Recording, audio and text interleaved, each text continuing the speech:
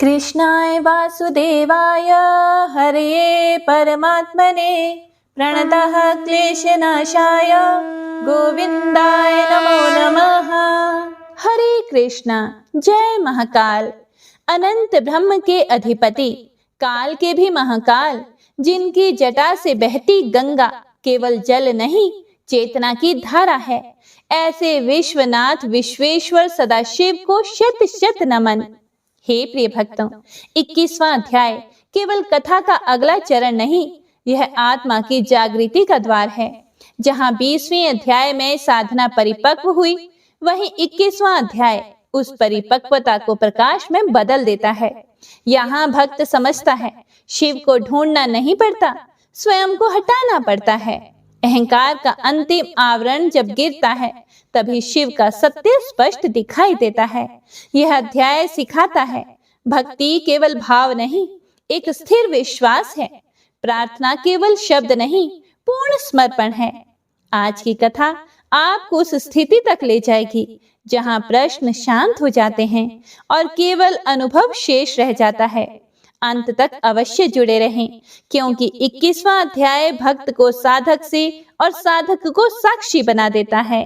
तो प्रेम से बोलिए हर हर महादेव। जय श्री गणेश।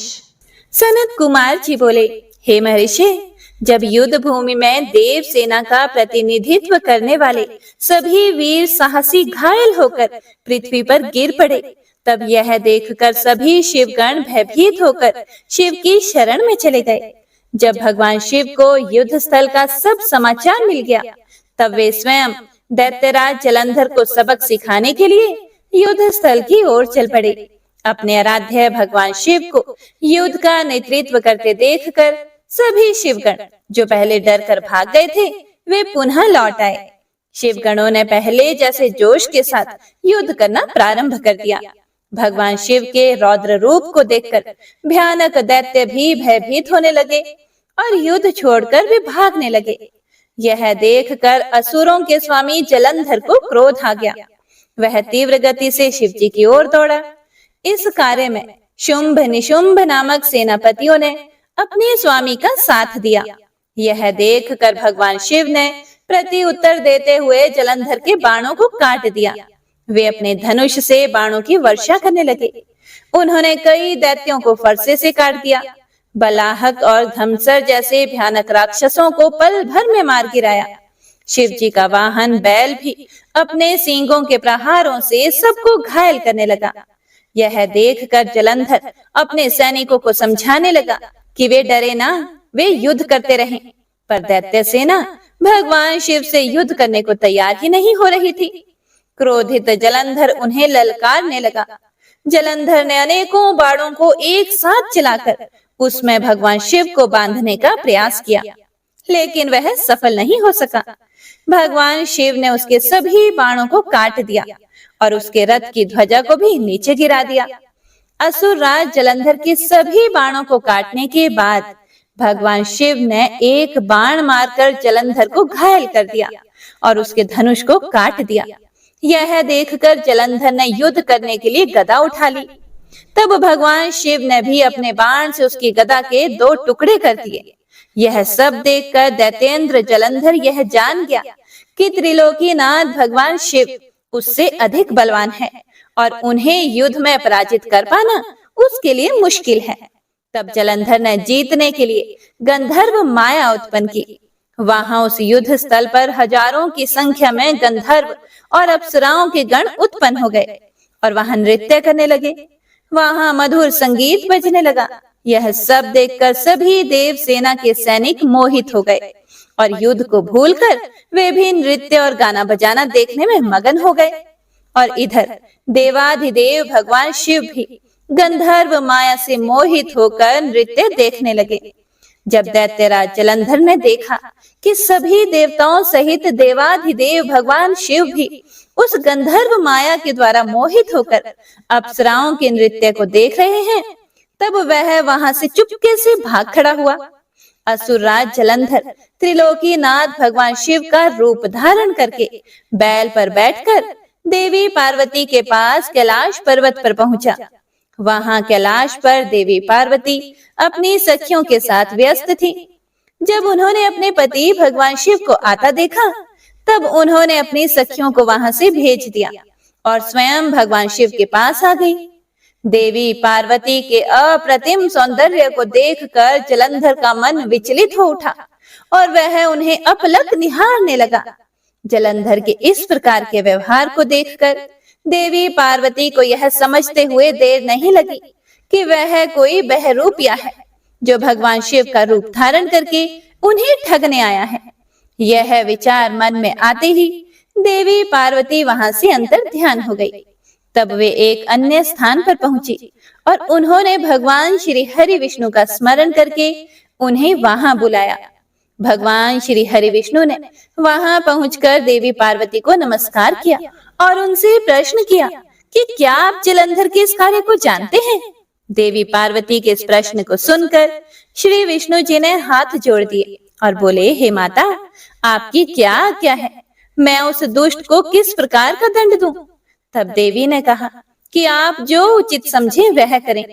तब श्री हरि विष्णु जलंधर को छलने के लिए उसके नगर की ओर चल दिए। हे प्रिय भक्तों, व्यास जी बोले कि हे सनत कुमार जी, जब माता पार्वती की आज्ञा पाकर भगवान विष्णु सागर पुत्र जलंधर की नगरी को चले गए, तो फिर आगे क्या हुआ?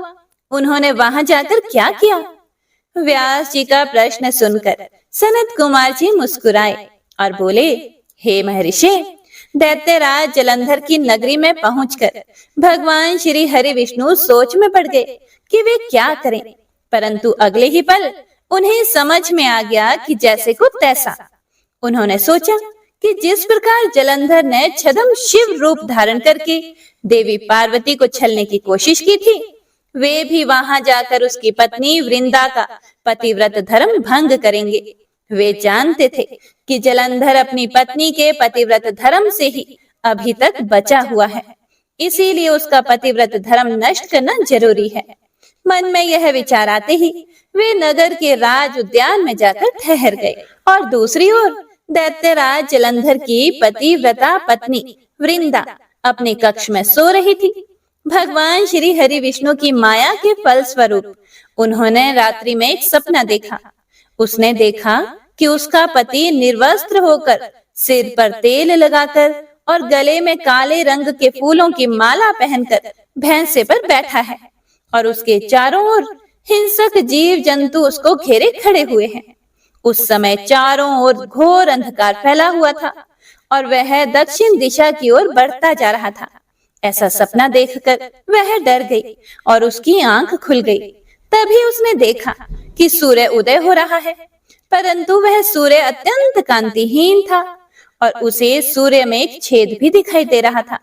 यह सब देखकर वृंदा का मन बड़ा व्याकुल हो उठा और वह इधर उधर टहलने लगी। कभी छज्जे और अटारी पर चढ़ती तो कभी जमीन पर बैठ जाती, परंतु उसे चैन नहीं था।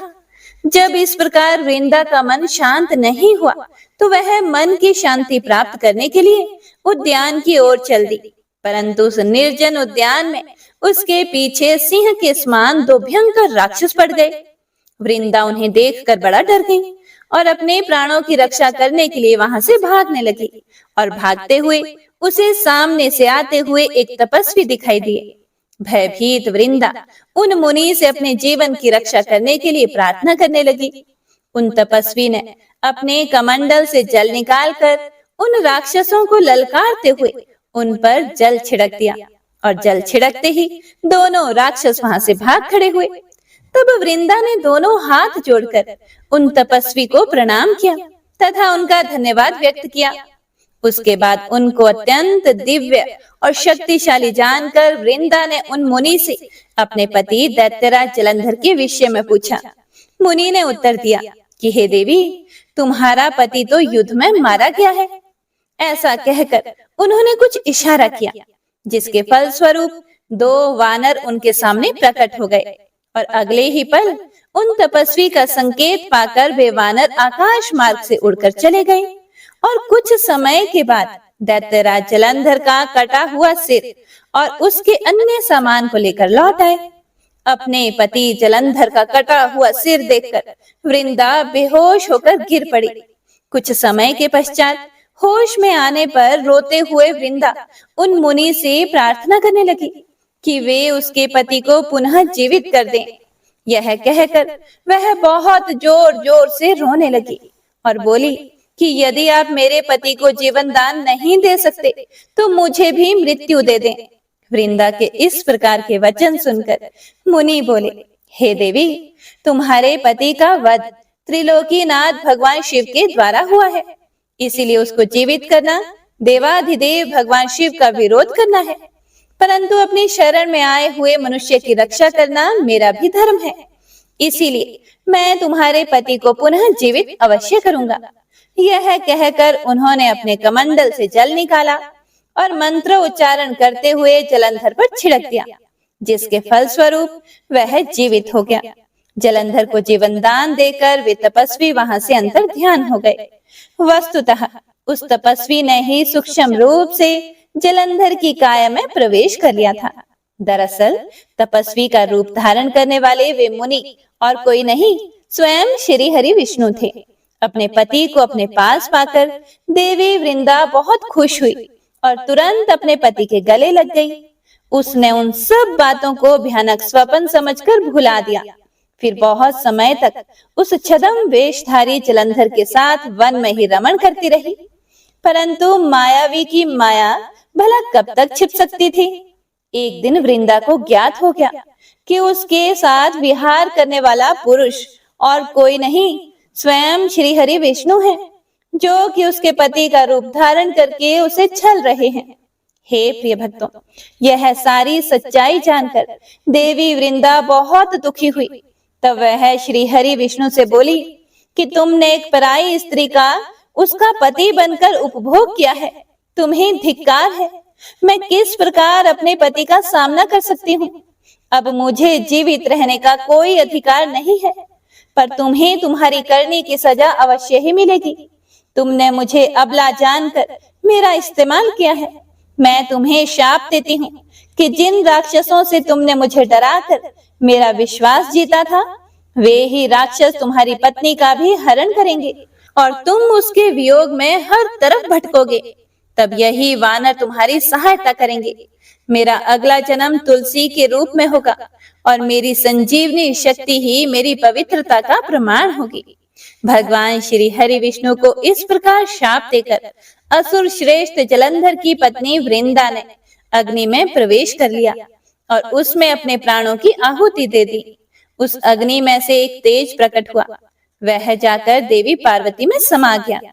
व्यास जी बोले कि हे तात, उधर जब असुर राज जलंधर द्वारा फैलाई गई गंधर्व माया से मोहित होकर सभी देवताओं सहित भगवान शिव भी युद्ध को भूलकर अप्सराओं का नृत्य गान देखने में व्यस्त हो गए, तब क्या हुआ।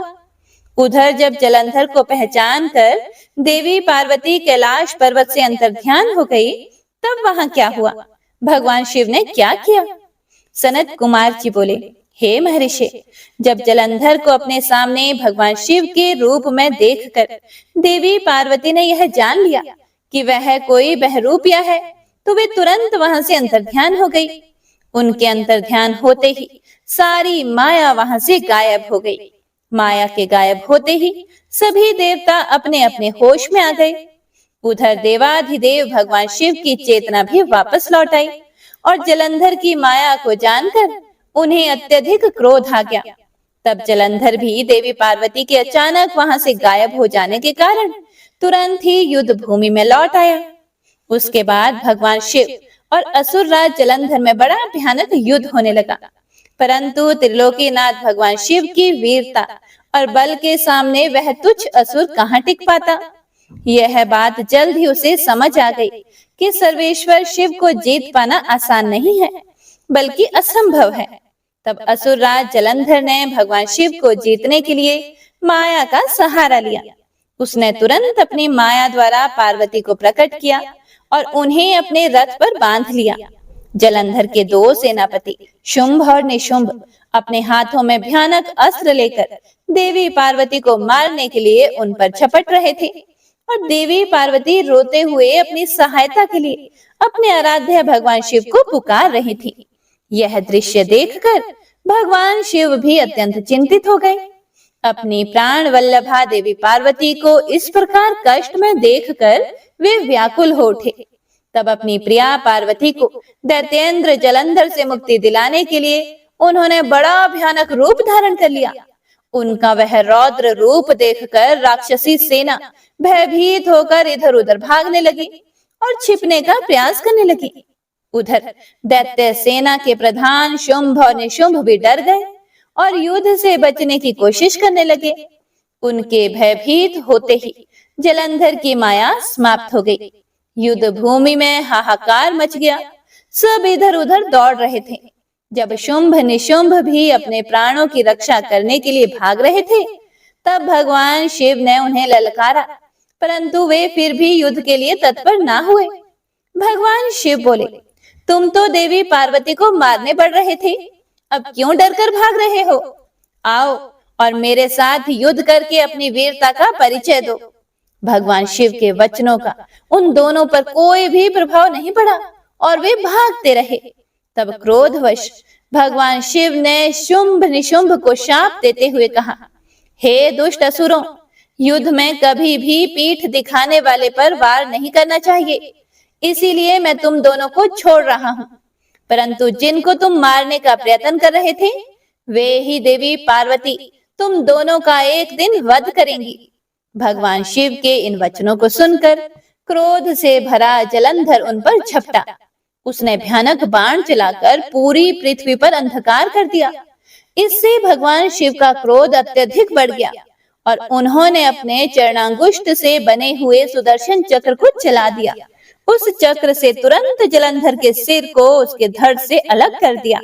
जब चक्र ने असुरराज जलंधर का सिर काटा तो बहुत भयानक ध्वनि हुई और महादानव जलंधर पल भर में ही ढेर हो गया।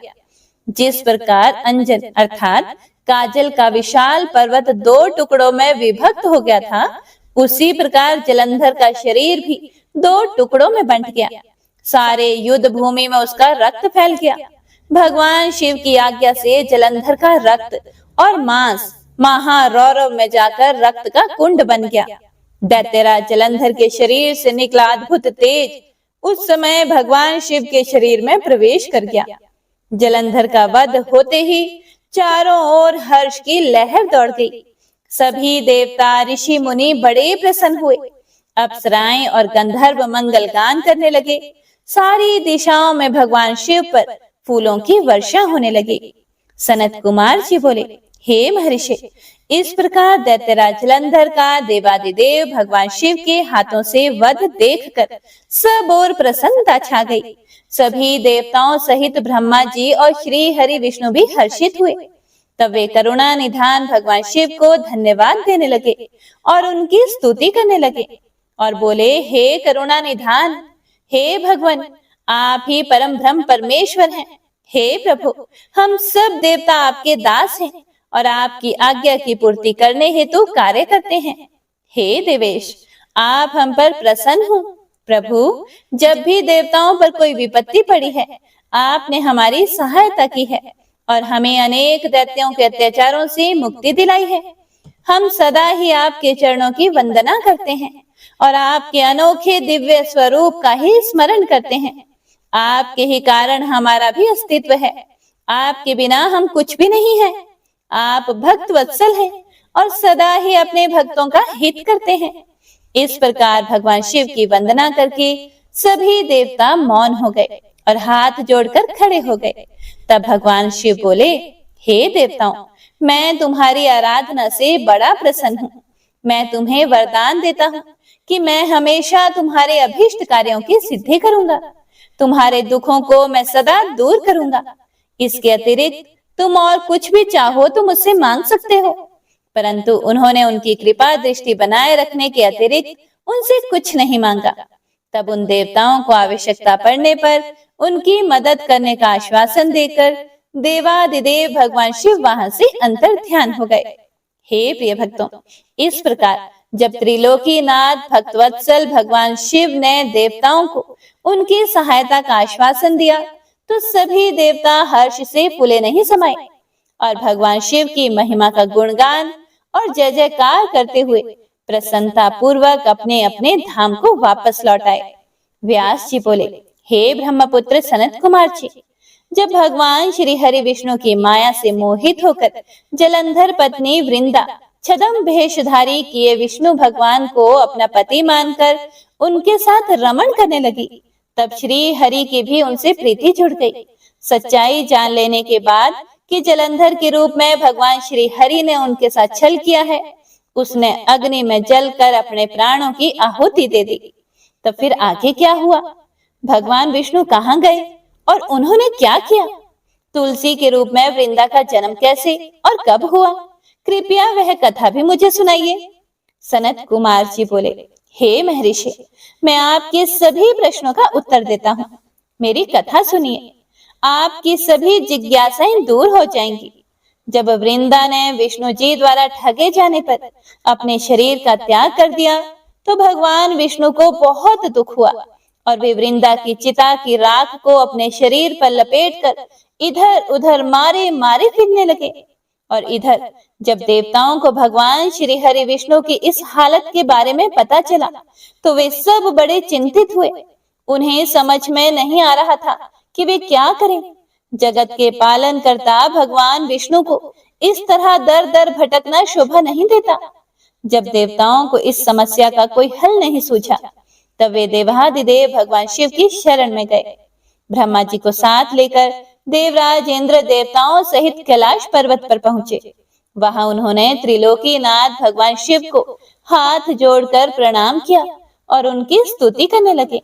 उसके बाद शिव के पूछने पर देवताओं ने वहां आने का प्रयोजन शिव जी को बताया। देवताओं ने कहा, हे देवाधिदेव, हे करुणा निधान, हे भक्तवत्सल शिव, आप तो सर्वेश्वर हैं, सर्वज्ञाता हैं। इस संसार की कोई भी बात आपसे छिपी नहीं है।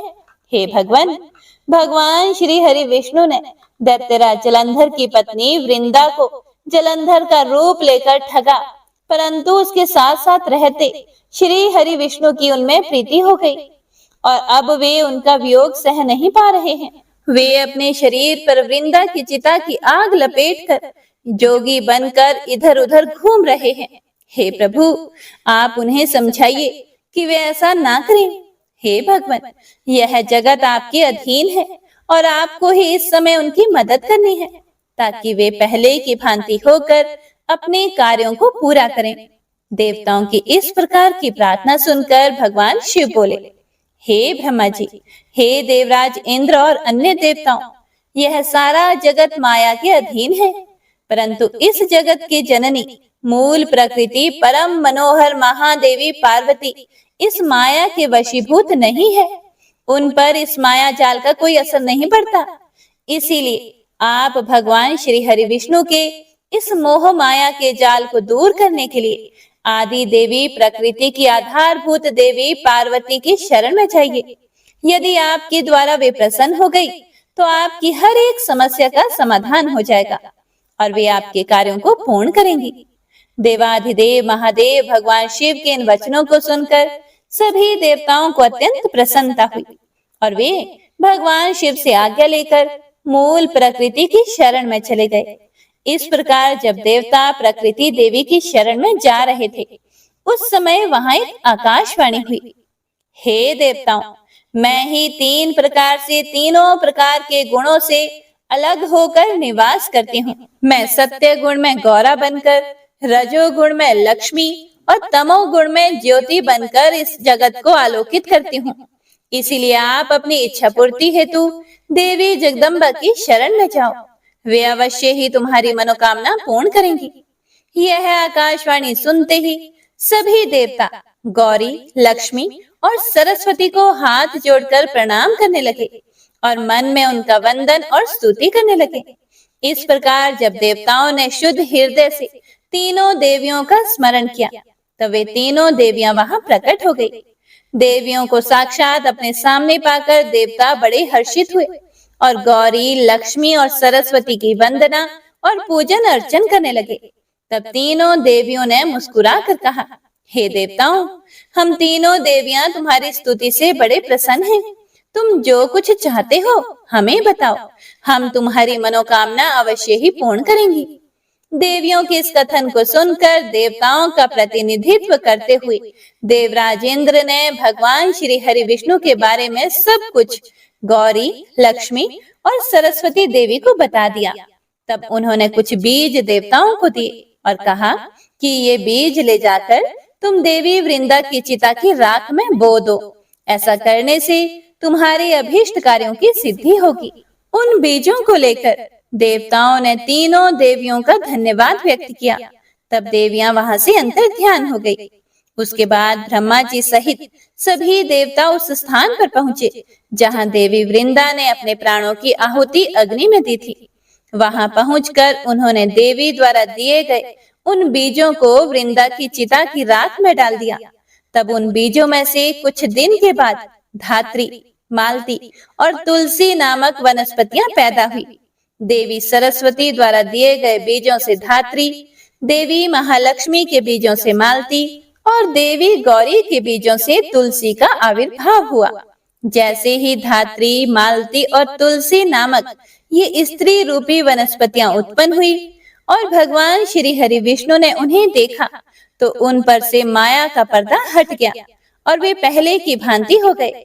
वे उन वनस्पतियों पर अपनी कृपा दृष्टि रखने लगे और तभी से धात्री, मालती और तुलसी नामक इन वनस्पतियों को भी विष्णु जी से विशेष अनुराग हो गया। तब भगवान श्री हरि विष्णु पुनः वैकुंठ लोक को चले गए। सनत कुमार जी बोले, हे महामुने, शंखचूर्ण नाम का एक दैत्य था जिसका वध भगवान शिव ने स्वयं अपने हाथों से त्रिशूल मारकर किया था। अब मैं आपको उस शंखचूर्ण नामक दैत्य के विषय में बताता हूँ। हे मुने, आप यह जानते हैं कि विधाता के पुत्र मरीचि हुए हैं और उनके पुत्र महर्षि कश्यप हुए। मरीचि के पुत्र कश्यप मुनि बहुत ही धार्मिक प्रवृत्ति के संत थे। वे बड़े ही धर्मात्मा थे और इस सृष्टि की रचना करने वाले ब्रह्मा जी की हर आज्ञा को शिरोधार्य मानकर उसका पालन किया करते थे। प्रजापति दक्ष ने उनके व्यवहार और गुणों से प्रसन्न होकर अपनी 13 कन्याओं का विवाह महर्षि कश्यप से कर दिया था। इन्हीं की संतानों से यह पूरा संसार भर गया। कश्यप मुनि की 13 पत्नियों में से एक पत्नी का नाम दनु था। दनु रूपवती, गुणवती होने के साथ साथ परम सौभाग्यवती भी थी। वह एक अत्यंत शांत साध्वी थी। उन्हीं दनु के अनेकों पुत्र हुए। उनका विप्रचित नाम का एक पुत्र बहुत ही बलशाली और पराक्रमी था। उसका भी दंभ नाम का एक पुत्र हुआ। दंभ भी अपने पिता की तरह धार्मिक विचारों को मानने वाला था। दंभ भगवान विष्णु का अनन्य भक्त था। इतना धार्मिक होने के पश्चात भी उसकी कोई संतान नहीं हुई। तब वह बड़ा निराश हो गया और उसने शुक्राचार्य को अपना गुरु बनाया। उसने उनसे कृष्ण मंत्र ग्रहण किया। उसके बाद दंभ पुष्कर नामक तीर्थ में चला गया और वहां 1 लाख वर्ष तक कठोर तपस्या करता रहा। उसकी इस कठोर तपस्या को देखकर सभी देवता ब्रह्मा जी को अपने साथ लेकर भगवान विष्णु के पास गए। भगवान विष्णु के पास पहुंचकर सभी देवताओं ने उन्हें आदर पूर्वक प्रणाम किया और दंभ के भीषण तप के बारे में बताया। तब सारी बातें जानकर भगवान श्री हरि विष्णु बोले, हे देवताओं, मैं जानता हूँ कि दंभ मेरा अनन्य भक्त है। वह अपने मन में पुत्र प्राप्ति की कामना लेकर पिछले 1 लाख वर्षों से मेरी कठोर तपस्या कर रहा है। मैं अवश्य ही अपने प्रिय भक्त दंभ की इच्छा पूर्ति करूंगा। आप निश्चिंत होकर अपने स्थान पर चले जाइए। भगवान श्री हरि के इन वचनों को सुनकर ब्रह्मा जी और देवराज इंद्र तथा सभी देवता उन्हें प्रणाम करके अपने अपने लोकों को चले गए। तब भगवान विष्णु भी अपने भक्त दंभ को उसकी तपस्या का फल देने के लिए पुष्कर गए। वहां उन्हें अपने सामने पाकर दंभ बहुत प्रसन्न हुआ और उनके चरणों में लेटकर उन्हें प्रणाम करके उनकी स्तुति करने लगा। तब भगवान श्री हरि विष्णु बोले, हे दंभ, मैं तुम्हारी इस कठोर तपस्या से बहुत प्रसन्न हूँ। तुम अपना अभीष्ट वर मांग सकते हो। आज मैं तुम्हारी हर मनोकामना पूर्ण करूंगा।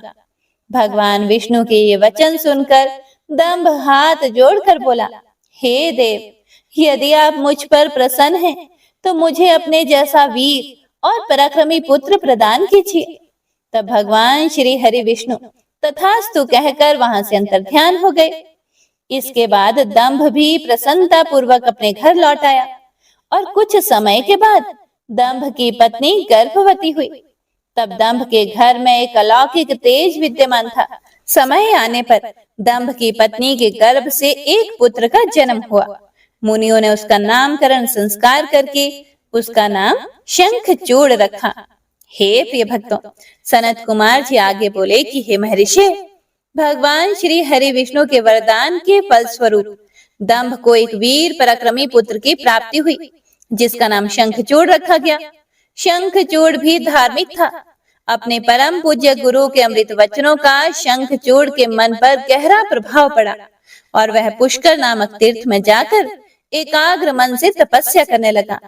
उसने अपनी इंद्रियों को अपने वश में कर लिया और अनेक मंत्रों द्वारा ब्रह्मा जी की साधना करने लगा।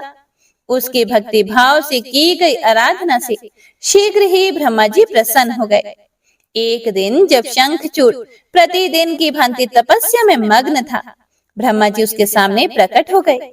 अपने आराध्य को एकाएक अपने सामने इस प्रकार खड़ा देखकर शंखचूड़ की प्रसन्नता की कोई सीमा न रही। वह ब्रह्मा जी के चरणों में लेट गया और उनके पैरों पर अपना सिर रखकर उनकी स्तुति करने लगा। ब्रह्मा जी ने शंखचूड़ को ऊपर उठाया और उससे कहा, हे वत्स, मैं तुम्हारी आराधना से बहुत प्रसन्न हूँ। तुम जो चाहो मुझसे वरदान मांग सकते हो। मैं तुम्हारी सभी कामनाएं पूर्ण करूंगा। अपने आराध्य ब्रह्मा जी के ये वचन सुनकर शंखचूड़ बोला, हे ब्रह्मा जी, यदि आप मुझ पर प्रसन्न हैं, तो मुझे यह वरदान दीजिए कि मुझे कोई भी जीत ना सके। शंखचूड़ के इस वर को सुनकर ब्रह्मा जी बोले कि ऐसा ही होगा, और फिर उसे भगवान श्री कृष्ण का अक्षय कवच देते हुए वे कहने लगे कि हे शंखचूड़, अब तुम बद्री का आश्रम चले जाओ। वहां सुकामा तुलसी तपस्या कर रही है। तुम वहां जाकर धर्मराज की कन्या तुलसी से विवाह कर लो। यह कहकर ब्रह्मा जी वहां से अंतर्ध्यान हो गए। ब्रह्मा जी के अंतर्ध्यान होने पर शंखचूड़ बद्री का आश्रम की ओर चल दिया। वहां जाकर वह तुलसी के पास पहुंचा। शंखचूड़ को अपने सामने खड़ा देखकर वह बोली, मैं धर्मराज की पुत्री तुलसी हूँ। आप कौन हैं और यहाँ किस लिए आए हैं?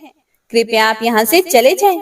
आप शायद नहीं जानते कि स्त्री जाति मोहिनी होती है। तुलसी के वचन सुनकर शंखचूड़ बोला, हे देवी, आपके वचन सत्य हैं, परंतु यहाँ मैं अपने आराध्य भगवान ब्रह्मा जी की आज्ञा से आया हूँ। मैं दनु का वंशज दानव दंभ का पुत्र शंखचूड़ हूँ। पूर्व में राधिका के दिए शाप के कारण मैं दानव कुल में जन्मा हूँ। यह सब कहकर शंखचूड़ चुप हो गया। वह तुलसी बोली, यह सत्य है कि संसार में वही पुरुष श्रेष्ठ है जो स्त्री से पराजित हो जाते हैं, परंतु आज मैं भी तुम्हारी स्पष्टवादिता से अत्यंत प्रभावित हुई हूँ। जब इस प्रकार शंखचूड़ और तुलसी आपस में बातें कर रहे थे, तभी वहां ब्रह्मा जी प्रकट हो गए। उन्हें देखकर तुलसी और शंखचूड़ दोनों ने उन्हें प्रणाम किया। फिर ब्रह्मा जी बोले कि तुम दोनों यहाँ अभी तक बातें ही कर रहे हो। शंखचूड़, मैंने तुम्हें यहाँ तुलसी का पानी ग्रहण करने के लिए भेजा था। तुम निश्चय ही पुरुषों में श्रेष्ठ हो और तुलसी निसंदेह ही स्त्रियों में रत्न है। तुम दोनों एक दूसरे के लिए ही बने हो, इसीलिए तुम्हें शीघ्र ही एक दूसरे का हो जाना चाहिए। शंखचूड़ और तुलसी को विवाह करने के लिए कहकर ब्रह्मा जी वहां से चले गए। ब्रह्मा जी का आदेश मानते हुए तुलसी और शंखचूड़ ने गंधर्व रीति से विवाह कर लिया। उसके बाद वे दोनों अनेक सुंदर मनोरम स्थानों पर अनेकों वर्षों तक विहार करते रहे। एक दूसरे का साथ पाकर वे बहुत प्रसन्न थे। हे प्रिय भक्तों, आगे व्यास जी बोले कि हे ब्रह्मा जी के पुत्र सनत कुमार जी, जब संसार के सृष्टिकर्ता ब्रह्मा जी की आज्ञा से तुलसी और शंखचूड़ ने गंधर्व रीति से विवाह कर लिया, तब फिर क्या हुआ? उन दोनों ने क्या किया? व्यास जी के इस प्रकार के प्रश्न सुनकर सनत कुमार जी बोले, हे महामुनि, शंखचूड़ और देवी तुलसी ने ब्रह्मा जी की आज्ञा से विवाह कर लिया और वह उसे अपने साथ लेकर अपने घर वापिस आ गया। जब दानवों को इस बात की सूचना मिली कि शंखचूड़ को ब्रह्मा जी से वरदान प्राप्त हुआ है, तो वे सभी बड़े प्रसन्न हुए। दैत्य गुरु शुक्राचार्य ने स्वयं वहां आकर शंखचूड़ को ढेरों आशीर्वाद प्रदान किए। उसके बाद उन्होंने शंखचूड़ को असुरों का आधिपत्य देते हुए उसका राज्याभिषेक करवाया। राज सिंहासन संभालने के पश्चात शंखचूड़ बहुत प्रसन्न था। तब शुक्राचार्य बोले, हे असुरराज, हे शंखचूड़, तुम निस्संदेह ही वीर और पराक्रमी हो। तुम्हें आज असुरों का राज्य सौंपकर मुझे बहुत हर्ष हो रहा है। अब इस राज्य का विस्तार करना और असुरों की रक्षा करने का दायित्व तुम्हारा है। मुझे तुम्हारी प्रतिभा पर पूरा विश्वास है। यह कहकर दैत्य गुरु शुक्राचार्य वहां से चले गए। उनकी आज्ञा शिरोधार्य कर शंखचूड़ राज्य करने लगा। उसने अपने राज्य का विस्तार करने के उद्देश्य से अपनी विशाल सेना को इंद्रलोक पर आक्रमण करने का आदेश दे दिया। वह स्वयं भी उस युद्ध में जा खड़ा हुआ और असुरों और देवताओं में बड़ा भयंकर युद्ध शुरू हो गया। देवताओं ने अनेक असुरों को मार गिराया, अनेकों को घायल कर दिया। यह देखकर असुर सेना विचलित होकर इधर उधर भागने लगी। इसे देखकर असुर राज शंखचूड़ का क्रोध सातवें आसमान पर जा पहुंचा। अपनी पूरी शक्ति से युद्ध करते हुए उसने देव सेना को खदेड़ दिया। दैत्यराज शंखचूड़ से डरकर देव सेना तित्र बित्र हो गई और अपने प्राणों की रक्षा के लिए गुफाओं और कंदराओं में जाकर छुप गई। महाबली वीर प्रतापी शंखचूड़ ने स्वर्ग पर अधिकार कर लिया और स्वर्ग के सिंहासन पर विराजमान हो गया। सूर्य, अग्नि, चंद्रमा, कुबेर, यम, वायु आदि सभी देवता शंखचूड़ के अधीन हो गए। अनेक देवता शंखचूड़ के डर से भाग निकले। जो देवता वहां से भाग निकले थे, वे अपने प्राणों की रक्षा के लिए इधर उधर मारे फिर रहे थे। जब उन्हें यह समझ नहीं आया कि अब वे क्या करें और कहां जाएं, तब वे सब देवता मिलकर ऋषि मुनियों को साथ लेकर ब्रह्मा जी की शरण में गए। ब्रह्मा जी के पास पहुंचकर देवताओं ने उन्हें प्रणाम किया और उनकी स्तुति की।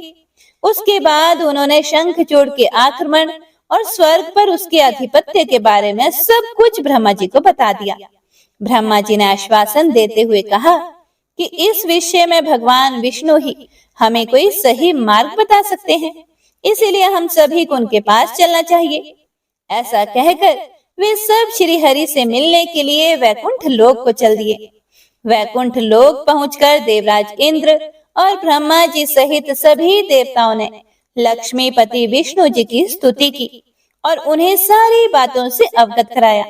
देवताओं का दुख सुनकर विष्णु जी ने उन्हें ढाढ़स बंधाते हुए कहा, हे देवताओं, आप इस प्रकार दुखी ना हो।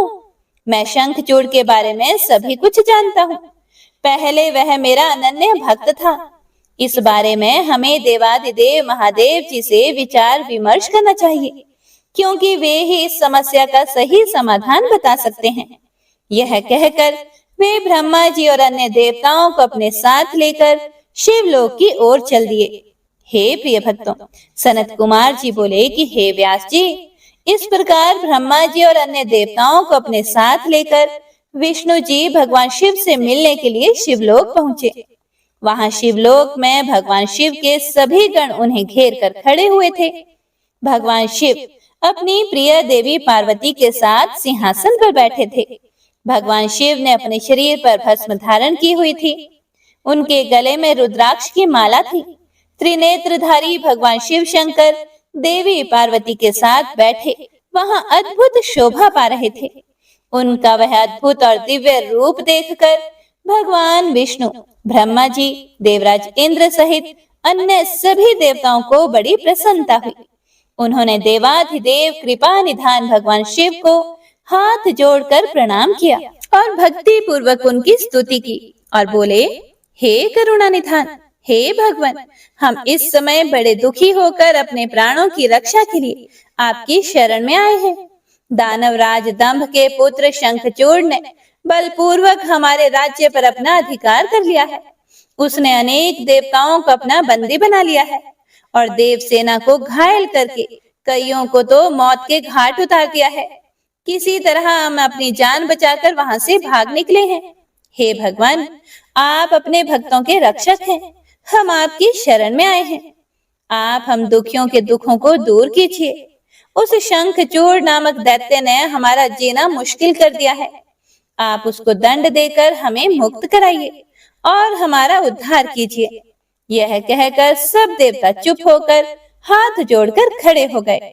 सनत कुमार जी बोले, हे महामुने, इस प्रकार देवताओं की करुण प्रार्थना और अनुनय विनय सुनकर त्रिलोकीनाथ भगवान शिव बोले, हे श्री हरि विष्णु, हे ब्रह्मा जी और अन्य सभी देवताओं, मैं दैत्यराज शंखचूड़ के विषय में सब कुछ जानता हूँ। असुरराज शंखचूड़ भले ही देवताओं का शत्रु एवं प्रबल विरोधी हो गया हो, परंतु वह अभी भी धार्मिक है और सच्चे हृदय से धर्म का पालन करता है।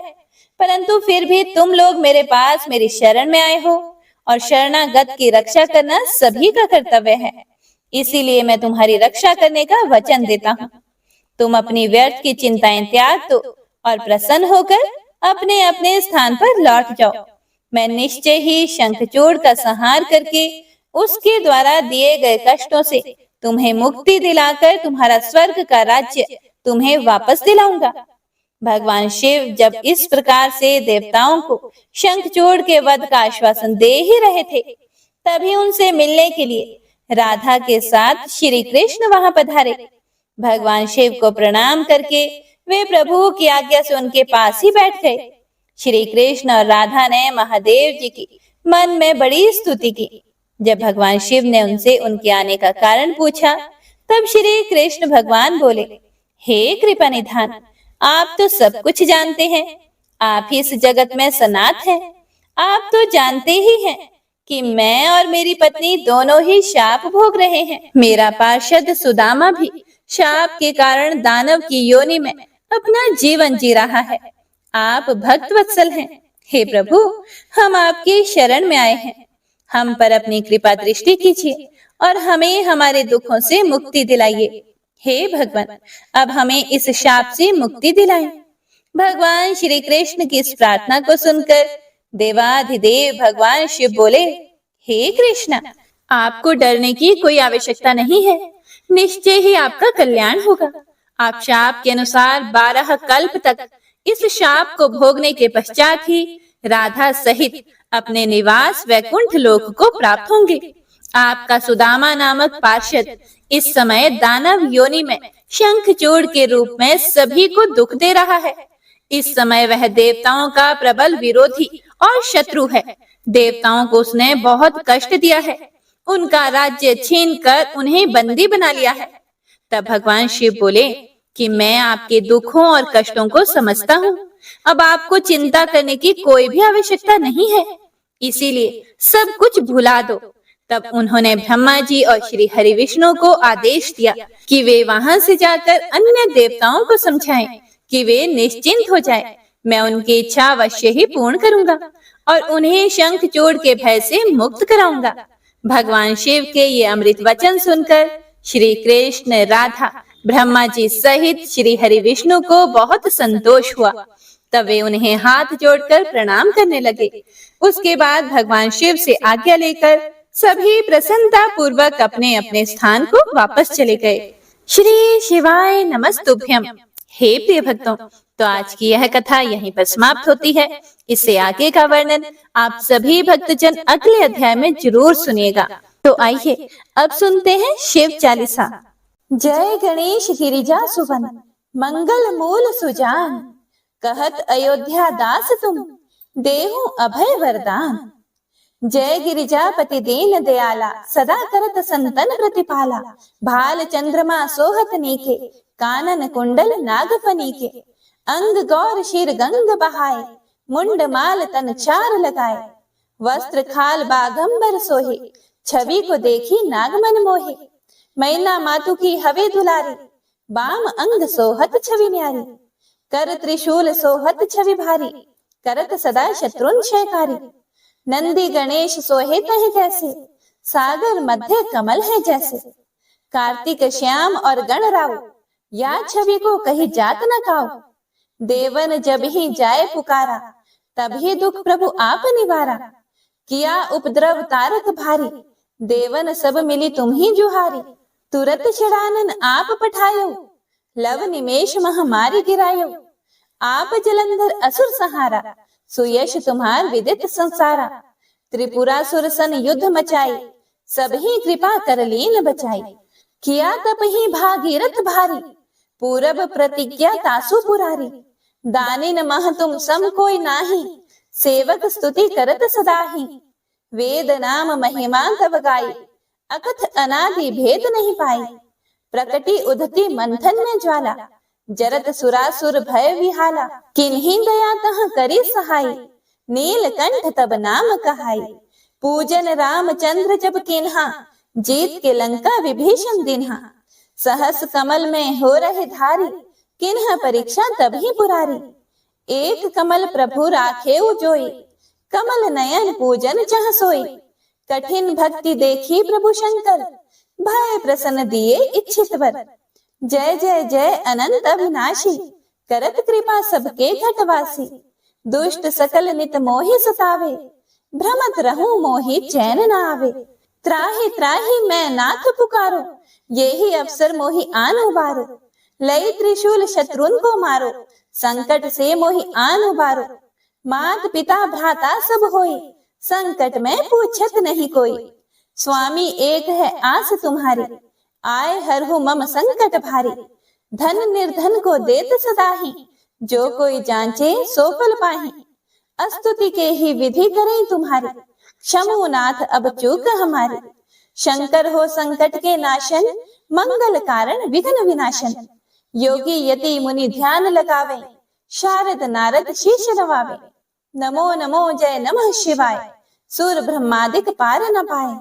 जो यह पाठ करे मन लाए, ता पर होत है शंभु सहाय। ऋणिया जो कोई हो अधिकारी, पाठ करे सो पावन हारी। पुत्रहीन कर इच्छा जोई, निश्चय शिव प्रसाद ते ही होई। पंडित त्रयोदशी को लावे, ध्यान पूर्वक होम करावे। त्रयोदशी व्रत करे हमेशा, ताके तन नहीं रहे कलेशा। धूप दीप नैवेद्य चढ़ावे, शंकर सम्मुख पाठ सुनावे। जन्म जन्म के पाप नसावे, अंत धाम शिवपुर में पावे। कहे अयोध्या दास आस तुम्हारी, जानी सकल दुख हरहु हमारी। नित नेम कर प्रातः ही, पाठ करो चालीसा। तुम मेरी मनोकामना, पूर्ण करो जगदीश। मगसर छठी हेमंत ऋतु, संवत 64 जान। अस्तुति चालीसा, शिव ही पूर्ण कील कल्याण। ओम नमः शिवाय।